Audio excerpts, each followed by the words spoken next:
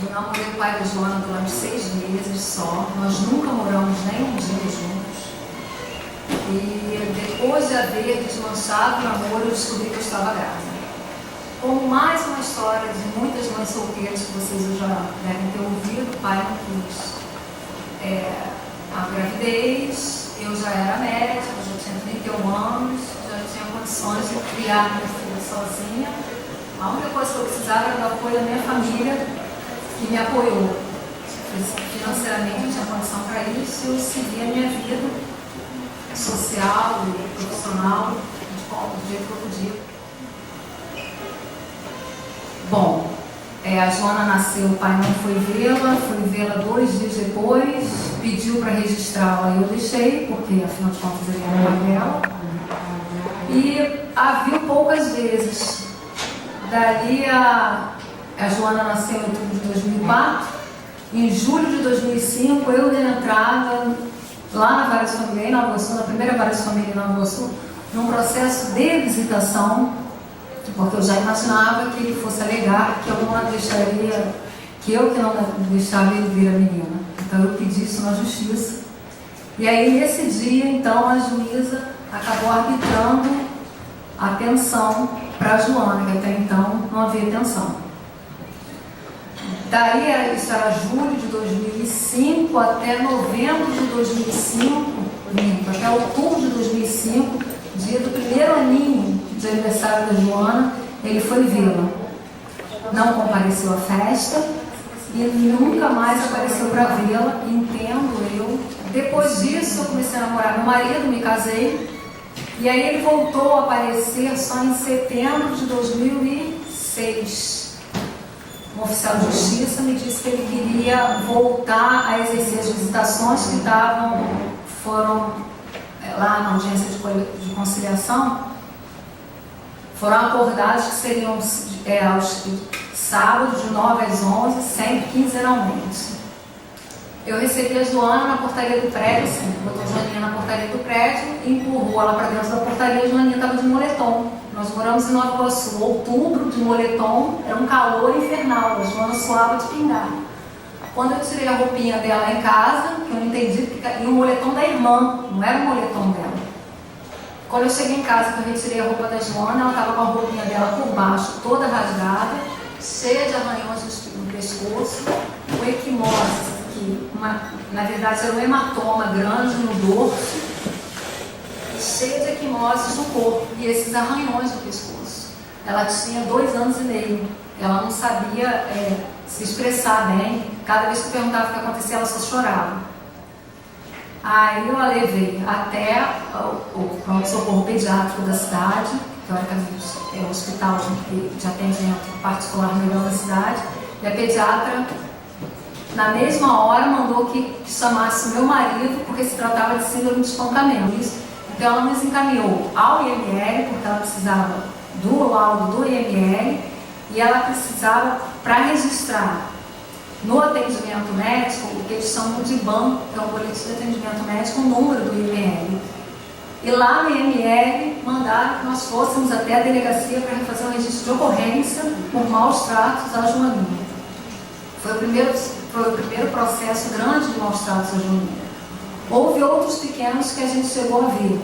Dia 15 de outubro entrei em trabalho de parto prematuro, tive os meus gêmeos. Isso foi uma segunda-feira, quando foi no dia 18 de outubro, a juíza, a doutora Cláudia, suspendeu as visitações do pai por 3 meses, pedindo um estudo psicológico. Esse estudo psicológico ouviu a Joana uma vez no fórum com meu marido, se não me engano, por uns 5 minutos no máximo.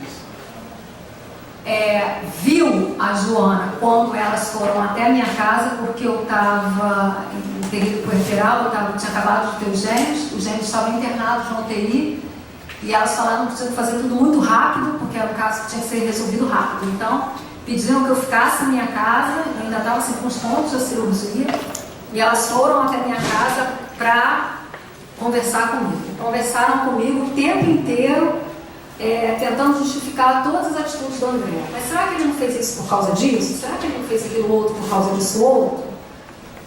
Tentando sempre compensar.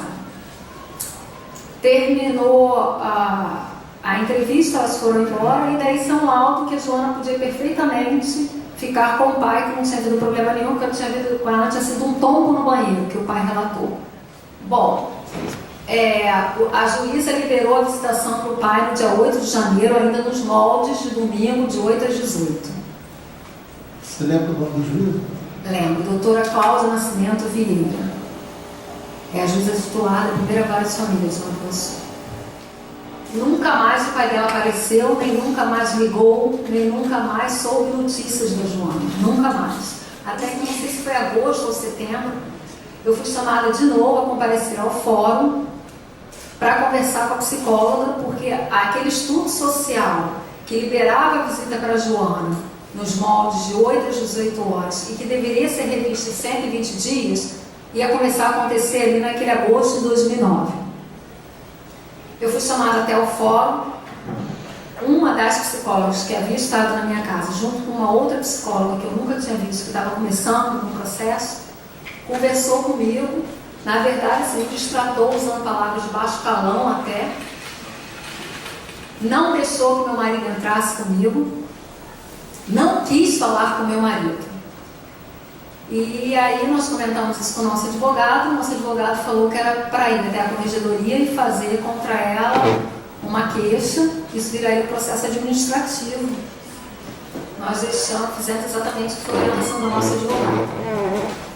Nunca mais nós fomos chamados para conversar com a psicóloga. Em dezembro de 2009... O nome dessa psicóloga, por acaso?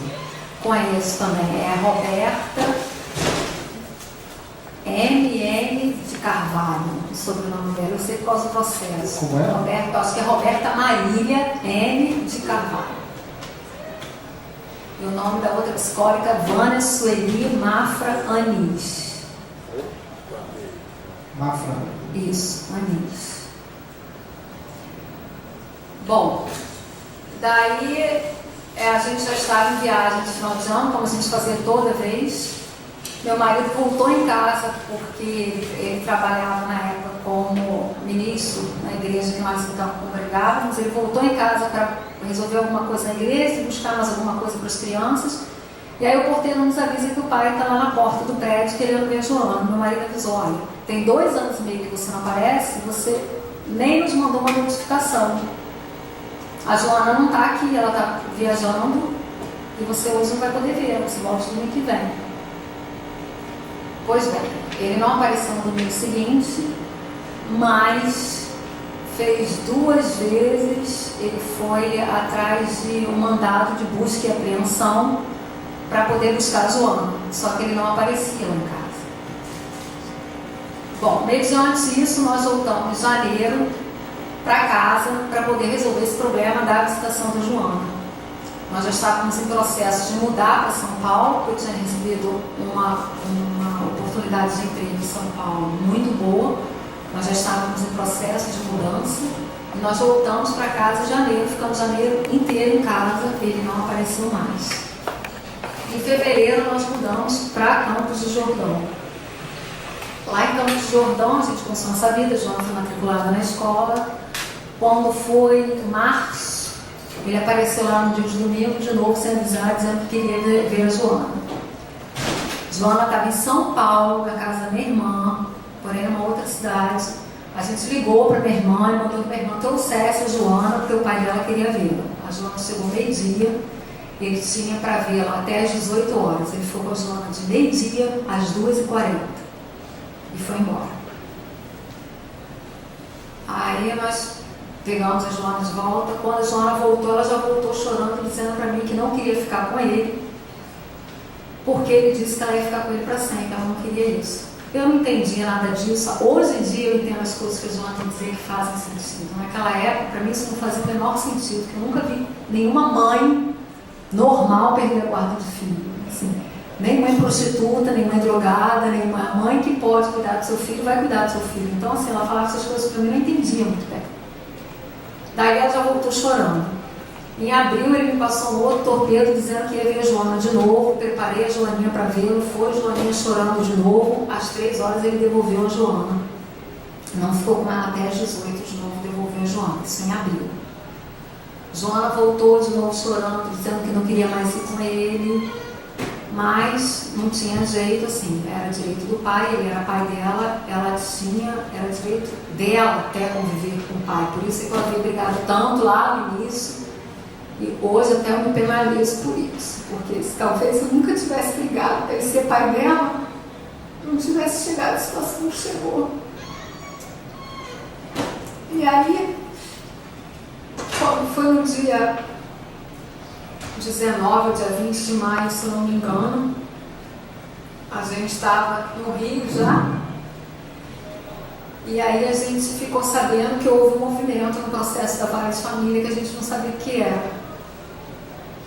Quando foi numa sexta-feira, a minha advogada foi então tentar saber qual era o movimento, e ela me ligou dizendo que a doutora Cláudia tinha transferido a guarda da Joana por 90 dias para o pai, sem visitação materna, baseada no laudo daquelas psicólogas, porque elas tinham ouvido os pais dele, ele, a madrasta, mas nunca ouviu a Joana em momento nenhum. Na quarta-feira, no dia 26, eu entreguei a Joana no Fórum do Nova Iguaçu. Dia 26 de maio do ano passado, andando com a roupinha dela, com tudo que ela tinha de direito, inclusive até com roupinha de cama que ela gostava, brinquedo. Eu entreguei lá, e eu me lembro que assim, ela saiu do carro chorando, pediu para eu deixar ela ir, mas eu não podia fazer nada, porque assim, no mesmo momento foi expedido um mandado de busca e apreensão para a Joana e um mandado de prisão contra mim. Então eu não tinha o que fazer, assim, eu não tinha para onde fugir, mesmo que eu quisesse. E eu não ia fugir, assim, eu queria provar na justiça que aquela justiça estava errada. Eu entreguei a Joana, nós voltamos para Campos do Jordão e continuamos de lá a tentar que as coisas acontecessem. O meu marido, nesse ínterim, entrou na vara de infância com um processo pedindo a guarda da Joana, porque a gente queria passear com a Joana, vou falar isso, porque a gente queria passear com a Joana e outras coisas. E aí foi sugerido até que se pedisse a adoção da Joana, porque o pai não tem que só dar dinheiro, o pai tem que dar assistência, e até então a Joana não tinha isso. Foi na época que ela pediu, quando os gêmeos nasceram, se ela podia chamar meu marido de pai, porque ela não tinha pai. E foi quando ela começou a chamar o Ricardo, meu marido, de papai Ricardo, porque ela sabia que ela não tinha pai. Que o pai dela não aparecia, então ela conhecia assim, ela sabia que ela tinha um papai André, e que por isso o nome dela era Marisa, não era Ferraz. Nessa época, meu marido então recebeu a guarda da Joana até que acabasse o processo de adoção. Nós entregamos a Joana, mesmo sabendo que meu marido tinha a guarda da Joana. Tal era a nossa submissão à autoridade da juíza. Mas nós entregamos para evitar problemas. E nós começamos a pedir na vara de família que a juíza me desse pelo menos visitação à minha filha. Ela sempre negou. Dia 19 de julho do ano passado, eu estava indo trabalhar, e aí a secretária do hospital me ligou, dizendo que uma amiga do André teria ligado, dizendo que minha filha estava internada em estado muito grave, que ela poderia morrer a qualquer momento, que era para eu descer Serra para vê-la, que ela estava internada na Miúna, em Botafogo. Você até que era trote, horário central, sim. Só que o computador do hospital registra as chamadas, eu consegui capturar o telefone e eu liguei de volta o telefone que havia ligado, e a tal amiga, cujo nome não me lembro, não sei quem é, me confirmou isso. Eu falei, como é que a Joana pode ter chegado a esse ponto e o pai dela não me avisou? Cristiano, o momento era de brigar, acho melhor você descer e trazer e viver a sua filha logo, porque ela já estava com morte encefálica. Aí eu pensei, certo, tentando fazer os médicos acreditarem que eu era médica para poder obter informação sobre ela, e os médicos não me davam informação, porque o pai dela não disse para ninguém que eu era médica. A Joana, cheia de equimoses, muito emagrecida, desconhecida, com um pijama que não era dela, assim, um baby doll que não era dela, assim, surradinho. Ela já estava de fralda do hospital, com as mãos e os pés muito inchados, o olho muito inchado, com um corte na cabeça, um galão assim na cabeça, um corte no pé já infectado, assim, com uma queimadura imensa nas nádegas, imensa, assim, com a vulva toda suja, assim, chegando a ter o que a gente chama de hifa, que é assim, um corrimento tanto e tanta sujeira que começa a dar assim, fica aquele corrimento espesso, grosso, de sujeira mesmo, de falta de higiene. E aí eu pedi às enfermeiras que me ajudassem, porque eu queria ajudar a dar um banho nela e botar uma roupa limpinha nela, tinha um shopping perto. Eu pedi para comprarem roupinha nova para ela, dei um banho nela e troquei a roupinha dela, só que ela já estava realmente morte encefálica clínica.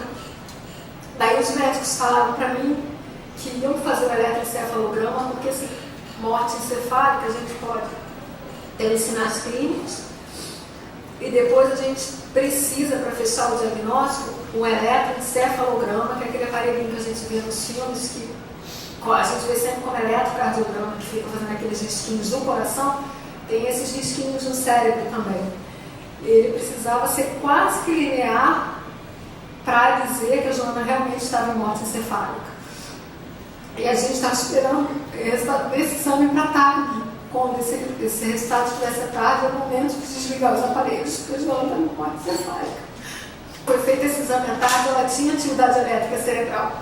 E ela permaneceu 26 dias em coma, sem ter nenhuma resposta clínica neurológica, nenhuma. Mas o cérebro dela permaneceu por 26 dias funcionando no limiar da vida para que a gente conseguisse todas as provas periciais para provar que ela foi torturada até a morte. Então, assim, a minha luta é por isso. Eu quero justiça para minha filha. Eu quero que minha filha deixa padecer seja assim, respeitada, porque ela foi tirada de dentro de casa, viva e andando, e me entregaram um cadáver. No dia 20 de julho, eu a encontrei assim no dia 19. No dia 20 de julho, a doutora Cláudia de novo passou a guarda para mim. E a vontade que eu tinha era de perguntar para ela: agora você me dá a guarda da Joana, né? Porque agora eu fiquei lá com ela os 26 dias sem sair do lado dela em nenhum momento. Houve até um momento que a doutora Cláudia tomou uma atitude que eu achei a mais cruel do que ela ter dado a Joana para o pai. Assim. Foi um momento que ela disse que as visitações tinham que ser em dias alternados. Um dia para a família materna, outro para a família paterna. Quando que a família paterna, quando ia ao hospital, ficava 5, 10 minutos. Ou seja, no dia da família paterna, a Joana ficava sozinha no hospital o dia inteiro. Então eu esperava que eles saíssem do hospital e eu voltava para o hospital, porque eu sou médica, eles não podem me impedir de ficar no hospital. Ele ficou sem vê-la por mais ou menos uma semana, até que ele conseguisse essa decisão da juíza. Quando nós chegamos, sob a guarda dele ainda, Joana estava, e não havia nenhum parente dele no hospital. Joana estava sozinha. Isso assim, já era suficiente para ser abandono de incapaz. Pelo menos, até onde eu sei na medicina, quando alguma criança fica no hospital internada sem pai nem mãe, a gente notifica como abandono de incapaz. E ninguém fez nada. Ela ficou lá. Ele só voltou ao hospital depois que ele teve essa medida nas mãos para ele poder entrar com a autoridade da juíza. Assim, por amor, ele não foi lá. Ele foi lá com a autoridade da juíza para ver a Joana. Logo que ele viu, a primeira vez que ele viu a Joana fez uma parada cardíaca meia hora depois. Para mim, foi o primeiro sinal de que ela deu de quem havia matado ela. E aí, a gente tentou por muitas vezes pedir à juíza que impedisse essa visitação, a juíza não impediu.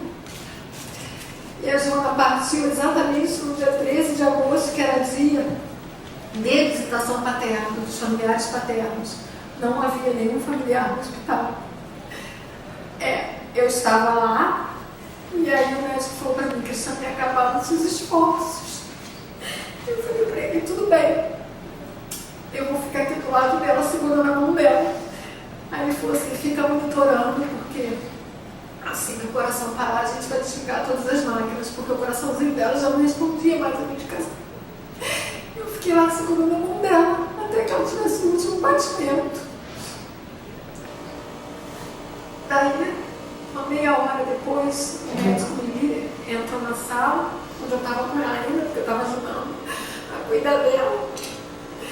E aí o médico falou, olha, o pai dela chegou, nós podemos deixá-la, ele veio o corpo, eu falei, podemos.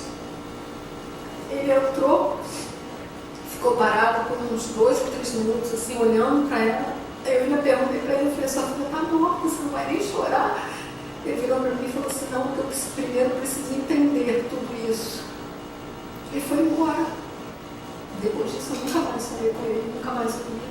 Eu ouvi nas audiências, mas nunca mais falei com ele. E dali para cá, sim, eu fui surpreendida com a notícia de que ela tinha sido torturada na casa dele. Porque para mim até então, minha denúncia tinha sido que ele tinha só maltratado ela. Eu achei que ele tinha assim, sido desleixado com higiene, com cuidado, ele tinha batido nela, alguma coisa desse tipo. Mas não, foi muito pior. Ele amarrou uma joaninha,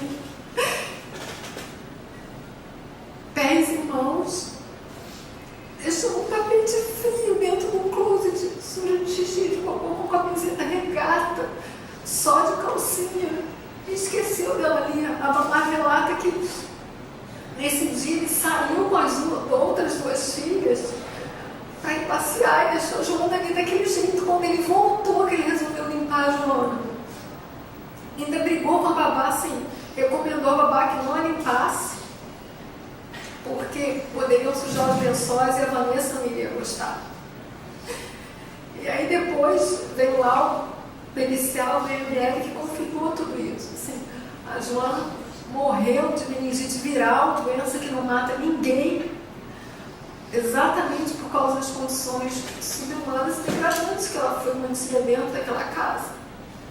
Assim, ele teve o direito de ficar com a menina 90 dias, mas ele conseguiu matá-la em 52. E agora a gente se depara com esse quadro na justiça de soltar um pai que foi, que assim, é o principal suspeito de ter feito tudo isso. Porque enquanto ela viveu comigo, não tem nenhuma acusação de coisa nenhuma contra a minha filha. Eu costumo dizer isso para as pessoas, que o meu equilíbrio, a minha serenidade vem exatamente de eu ter cuidado da minha filha da melhor maneira que eu sempre pude. E assim, eu não tenho o sangue da Joana na minha mão. Ela morreu e eu enterrei e eu devolvi a Deus assim, clamando por justiça e pedindo a Deus que tivesse misericórdia de mim e dos meus familiares, porque eu não tenho esse sangue inocente nas minhas mãos. E eu preciso que alguém enxergue isso, porque está muito esquisito tudo isso. Assim, ele solto, trabalhando no Tribunal de Justiça, na sala ao lado, onde corre o processo criminal dele. A sala é assim, ao lado do cartório. E assim, me assusta mais ainda assim, a falta de cuidado com que eles tratam de criança. Assim, a minha filha tinha só 5 anos. Foi a justiça que tirou a Joaninha de dentro de casa e me entregou o pai. Você atribui o quê? Ele está sendo privilegiado na justiça porque ele tem uma ligação. Por ser funcionário da justiça e por ter uma ligação com o Antônio Carlos Piscari?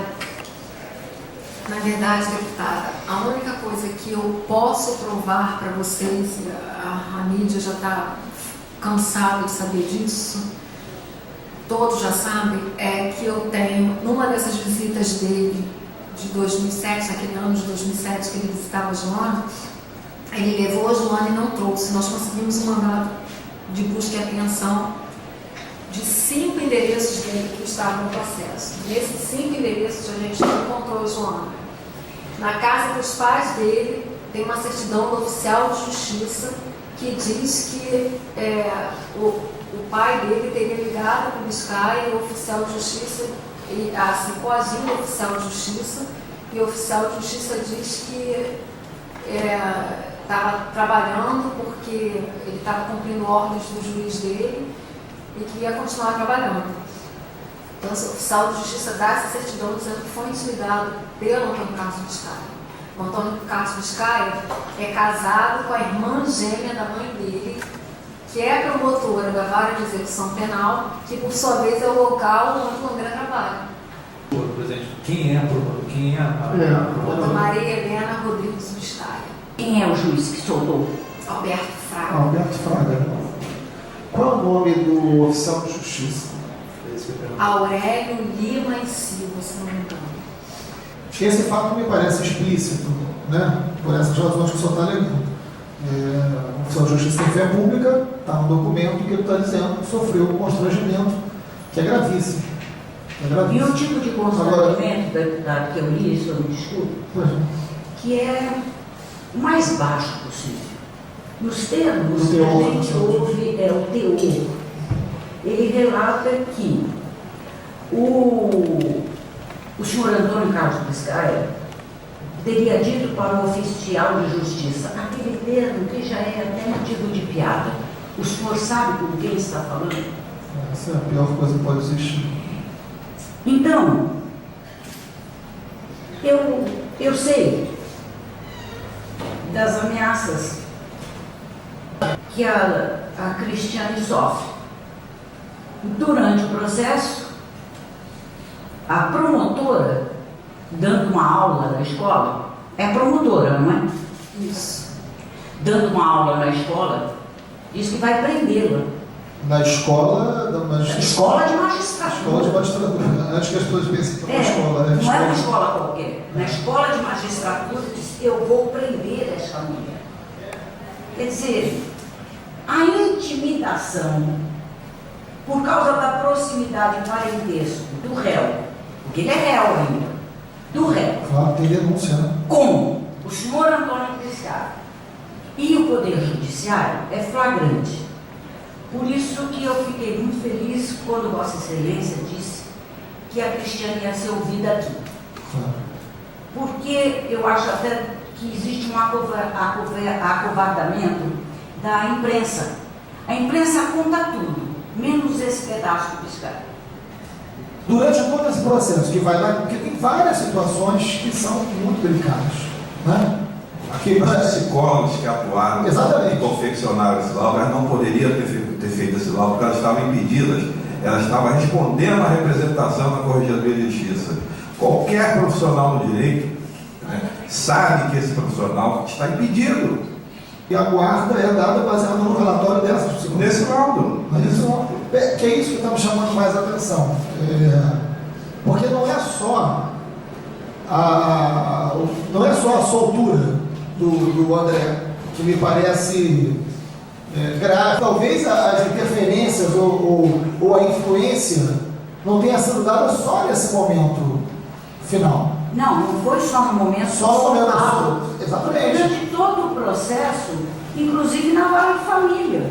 Porque você não vê uma mãe médica com residência fixa, que nunca foi acusada de maltratar ninguém, perde a guarda para um pai relapso, ausente. Então, só não vê quem não quer. Está na cara que ele foi privilegiado pela justiça. Isso não é a primeira vez que acontece. Dentro desse processo da vara de família, também consta no processo criminal, por isso eu posso falar tranquilamente, existem lá boletins de ocorrência de agressão dele à primeira mulher com quem ele foi casado, a atual mulher, a Vanessa, que é a madrasta, que provavelmente contribuiu para a tortura da Joana e que nunca esteve presa, e a agressão da Vanessa contra ele, dando cadeirada nele, dizendo que não queria que a Joana estivesse na casa deles. E depois de todos esses fatos, a doutora Cláudia ainda resolve, por causa daquele relato das psicólogas, inverter a guarda e botar a Joaninha nessa casa.